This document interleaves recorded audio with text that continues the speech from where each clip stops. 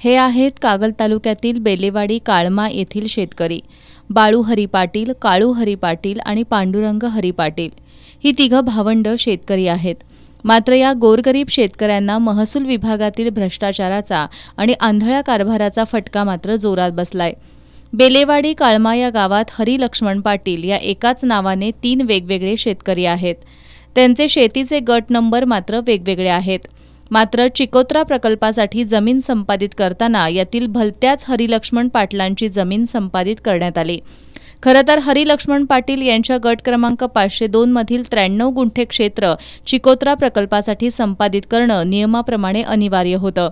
मात्र 1-2 एकर नव्हे तर तब्बल 4 एकर जमीन त्यांची संपादित करण्यात आली।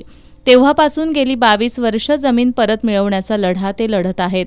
हरी पाटील यांच्यानंतर आता त्यांची मुलं बाळू हरी पाटील, काळू हरी पाटील आणि पांडुरंग हरी पाटील हे प्रशासनाविरोधात लढत आहेत। मात्र भ्रष्टाचारानं माखलेल्या पाषाण दिलाच्या प्रशासनाला जाग आली तर ते नवलच। चुकी केली एका अधिकाऱ्यानं, मात्र संपादित केलेली 4 एकर जमीन परत मिळवण्यासाठी आता पुणे विभागीय आयुक्त यांच्याकडे दाद मागा अशी उत्तरं गेल्या 22 वर्षांपासून शेतकरी भावंडांना देण्यात येत आहेत। त्यामुळे या तिघा शेतकरी भावंडांनी गेल्या 8 दिवसापासून जिल्हाधिकारी कार्यालयासमोर आमरण उपोषण सुरू केलंय।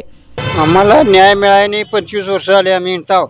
हरी लक्ष्मण पाटील अशा आमच्या गावात 3 व्यक्ती आणि एकाच नावावर सगळी जमीन चढल्यामुळं हिने क्षेत्र जास्त बसवलं आणि कलेक्टरचा आदेश होऊन सुद्धा हिने तिची अंमलबजावणी करायने तर 25 वर्ष आम्ही हिंडताव, तरी पण आमचं काय हिने दाद घ्यायला तयार नाही।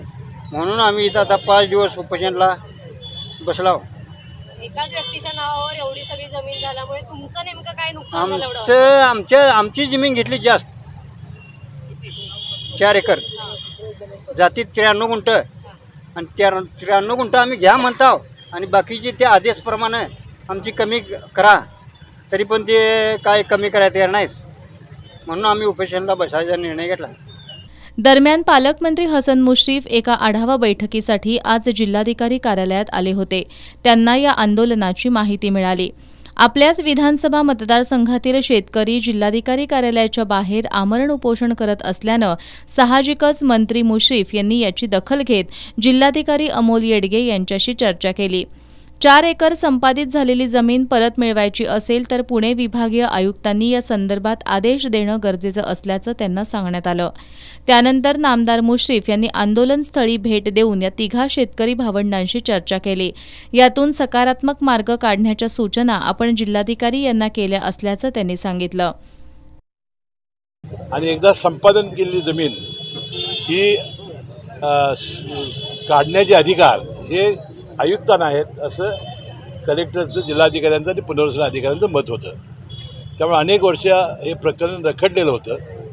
आता हे तिघे भाऊ अनेक दिवस इथं धरणे धरून आंदोलन केलेलं होतं। आज मी अनेक दिवसांनी आचारसंहिता उठल्यानंतर कलेक्टर जिल्हाधिकारी कार्यालयात आलो, त्यांची भेट घेतली आणि मी त्याचं समाधान करण्याचा प्रयत्न असा केला की आजच्या आज पुनर्वसन अधिकारी जिल्हाधिकारी प्रस्ताव विभागीय आयुक्ताकडे पाठवायचा, तिथे मी मदत करेन आणि ही जमीन संपादन वगळण्यासाठी ते म्हणजे वस्तुस्थिती आहे या समनावामुळं हे सगळा घोटाळा झालेला आहे आणि 22 वर्ष या शेतकऱ्यांवर अन्याय झालेला आहे, तो आता दूर करण्यासाठी आपण प्रयत्न करू।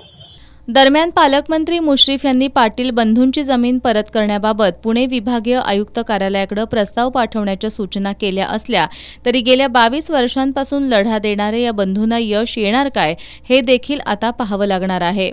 शिवाय महसूल विभागातील आंधळा कारभार या निमित्तानं चव्हाट्यावर आलाय। एखाद्या अधिकाऱ्यानं केलेल्या चुकीमुळे गेली 22 वर्ष हे शेतकरी मनस्ताप सहन करत आहेत। त्यांना झालेला त्रास आणि त्यांचं झालेलं आर्थिक नुकसान याची भरपाई कोण देणार असा सवाल उपस्थित होतोय।